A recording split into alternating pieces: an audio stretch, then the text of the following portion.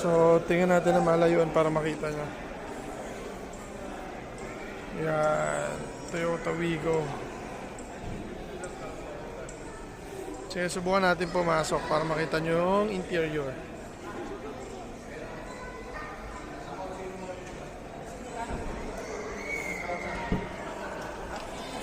So, automatic na lahat ng window niya. Ito sa side mirror. Ito yung adjust. Tapos may lock na rin yan.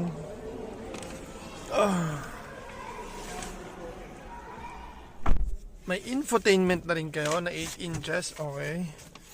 Tapos, meron na rin kayo ditong pindutan for the volume. Ito, pagsasagot kayo ng tawag, no? And, of course, hindi ganun ka-digital yung ano niya, speedometer. Pero ito dito, digital to.